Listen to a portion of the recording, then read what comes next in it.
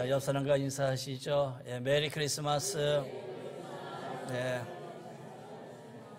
메리 크리스마스. 예. 2000년 아기 예수님이 이 땅에 오셨습니다. 오늘 제목의 말씀처럼 평화의 왕으로 이 땅에 오셨습니다.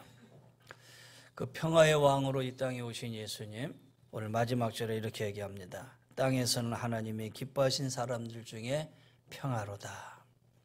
주님의 오심으로 인해서 진정한 평화가 이 땅에 임했습니다. 예수님 2000년에 이 땅에 오셨을 때에, 자, 오늘 그 상황은 2장 1절은 이렇게 설명합니다. 그때의 가이사 아구스도가 영을 내려 천하로 다 호족하라 하였으니 그랬어요. 여기서 아구스도, 가이사 아구스도라는 로마의 황제입니다. 이 황제가 주전 27년부터 주 14년까지 무려 41년 동안 로마를 다스렸던 로마 초대 황제죠. 로마 초대 황제. 정확히 이야기하면 가이우스 율리우스 카이사로 옥타비아누스 이렇게 얘기합니다. 일반적으로 그를 흔히 아우구스투스 황제 이렇게도 얘기를 하지요. 그가 황제가 돼서 로마 제국에 속한 속국들에 대한 지배력을 강화하기 위해서 인구 조사를 실시합니다. 당시 로마는 세계를 지배하고 있는 강대국이었어요. 그래서 오늘 로마 황제는 천하를 다 호족하라 그랬어요. 천하로 다 호족하라. 로마 아래에 있는 모든 민족 누구나 할 것 없이 다 인구조사를 하라라는 거예요. 온 천하가 로마 제국에 속해 있었고 로마 제국 황제의 말 한마디면 어느 누구도 거부할 수 없는 그런 상황이었어요. 그래서 그 명령에 따라서 유대 나라라고 하는 이 작은 나라, 조그만 이 유대 나라도 호족하기 위해서 각기 고향으로 다 돌아가야만 했다라는 거예요. 여러분, 그만큼 로마 황제의 말 한마디가 세계가 움직이는, 벌벌 떠는 그런 막강한 권력을 가지고 있었다라는 거예요. 그래서 이 아우구스투스 황제부터 우리가 평화를 얘기할 때 뭐라고 평화 얘기합니까? 팍스 로마. 들어보셨죠? 팍스 로마라는 그런 말이 나오기 시작했어요. 다시 말해서 로마의 평화다라는 거예요. 로마 황제의 막강한 힘과 권력으로 인해서 세계가 다 로마 아래에 있는 거예요. 그래서 로마 아래에서 이루어지는 평화다라는 거예요. 그리고 이후로 약 200년 동안 아우구스투스 황제가 이룬 이 평화를 로마가 이뤄가고 있어요. 팍스 로마, 로마가 주는 평화다라는 거예요. 로마 제국에 밑보이면 평화도 없어요. 그래서 로마에 저항했던 이스라엘 주후 70년 예루살렘에 멸망당하면서 아주 끔찍한 최후를 맞이하게 됐잖아요. 반면에 로마에 복종을 하면은 로마가 그 평화를 지켜주는 거예요.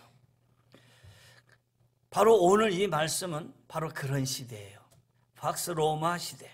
로마가 이 세상의 모든 걸 지배하고 있는 로마의 평화 시대에 있었던 일이다라는 거예요. 로마가 주는 평화, 로마가 평화를 주는 한도 안에서 평화를 누려야만 했던 그 시대, 그러면 그 평화가 진정한 평화이냐라는 거예요. 한마디로 힘의 평화지요. 저항을 하면은 평화가 없어요. 로마 황제의 말 한마디가 온 천하가 움직이는 그런 시대였다라는 거예요. 요즘 세계가 전쟁 속에 있죠. 이스라엘과 주변 국가의 전쟁, 물론 하마스로도 시작이 됐는데, 그 다음에 우크라이나와 러시아의 전쟁, 거기에 이제 북한이 참전을 해서 이루어지는 그 전쟁까지, 유엔은 이 전쟁을 막기 위해서 안보리에서 휴전을 해라, 뭐 결의안을 촉구하고 해도 말을 듣습니까? 말을 안 들어요. 법적 구속력이 없기 때문이지요. 근데 만약에 아우구스투스 같은 황제가 있어서 야 이제 그만해, 그러면 어떻게 될까? 아마 그만할 수밖에 없을 거예요. 왜? 로마 황제의 말 한마디에 만약에 불순종하면 더 큰일을 당하니까. 그래서 이 아우구스투스 황제 같은 자가 그만해 하고 딱 끝날 터인데 라는 그런 생각도 하게 돼요. 그런데 여러분, 오늘 그러한 이 로마의 평화가 지배되는 그 시대예요. 그 시대에 아주 작은 유대의 한 고을 베들레헴, 아무 권력이나 힘을 갖고 있지 않는 아주 작은 고을 베들레헴에서 그 한 아기가 이 세상에 태어납니다. 그리고 그 아기가 태어남으로 인해서 천사들이 노래를 합니다. 어떤 노래냐? 지극히 높은 곳에서는 하나님께 영광이요, 땅에서는 하나님이 기뻐하신 사람들 중에 뭐라고요? 평화로다. 이 천사들의 노래를 로마 황제 아우구스투스가 들었다면 어떤 반응을 가졌을까? 뭐라고? 누가 이 땅에 평화를 주러 왔다고? 지금 내가 이 세상을 통치하고 있는데 나 말고 이 세상에 평화를 줄 수 있는 사람이 있어? 그게 누구지? 로마 제국의 황제 아우구스투 외에는 아무도 평화를 말할 수 없는 그런 시대. 그런데 천사는 아기 예수 이 땅에 태어났음에 평화를 선언합니다. 다시 말해서 진정한 평화는 아기 예수님을 통해서 이루어진다는 이 말씀은 로마 황제뿐만 아니라 모든 사람이 동의하지 않을 거예요. 그렇잖아요. 한마디로 이 말은 우스말이 될 수도 있을 거예요. 그러나 하나님은 말씀하셔요. 이 땅의 참된 평화는 예수 그리스도를 통해서 이루어진다라는 거예요. 여러분도 얼토당토하게 이 말씀이 들리는 것처럼 들릴 수 있어요. 아니, 허황된 말처럼 보일 수도 있어요. 그러나 평강의 주님으로 이 땅에 오신 예수님 외에는 이 세상에 어떤 참된 평화도 줄 수 없다라는 사실을 우리는 오늘 말씀을 통해서 분명히 아셔야 된다라는 얘기예요. 세상에 그 누구도 막강한 권력을 가졌던 황제 아우구스투스였지만은 팍스 로마를 외친 그 평화는 불과 200년 만에 끝났어요. 그가 로마의 평화 위에 세운 로마 제국은 어느 순간인가 이 땅에서 그 자취를 감춰버리고 말았다라는 거예요. 그러나 하나님이 외치신 하나님의 나라는 영원한 거예요. 아직 완성되지는 않았어요. 이 땅에 주님은 오셨지만 오신 그 주님, 아직 이 땅에 완전한 하나님의 나라는 임하지는 않았어요. 그러나 그 나라는 영원해요. 어느 누구도 그 나라를 무너뜨릴 수 없는 그 나라가 바로 그 나라를 통해서 우리에게 진정한 평화를 주신다라는 거예요. 사랑하는 성도 여러분, 세계 곳곳에 일어나는 전쟁으로 인해서 수많은 사람들이 죽고 수많은 사람들이 다치고 하는 이 상황 속에서 이 전쟁을 종식시킬 수 있는 분은 여러분 예수 그리스도의 평화밖에는 없습니다. 그리스도의 평화가 그곳에 깃들 때에 그것의 평화가 임하게 될 거예요. 그래서 오늘 이 성탄절 아침에 아기 예수님이 이 땅에 가져오신 이 평화가 전쟁과 분쟁 속에 있는 곳곳마다 임할 수 있도록, 그것에 그리스도의 평화가 들어갈 수 있도록 여러분 오늘 이 아침에 간절한 마음으로 기도하면서 이 예배에 함께해야 될 줄 믿습니다. 그뿐만은 아니에요. 인생을 살아가는 우리 많은 성도님들, 특히 젊은이들, 어찌해야 할 바를 알지 못해 방황하는 우리의 마음 속에도, 참과 진리를 따르지 못해서 상처나고 찢긴 마음의 우리의 마음에도 그리스도의 평화가 임할 수 있도록 기도하셔야 돼요. 그리스도의 평화가 임하면 아무리 소용돌이 친다 하더라도, 아무리 소용돌이치는 상황 속에 놓인다 하더라도 우리는 평화를 누릴 수 있고 평화를 노래할 수가 있어요.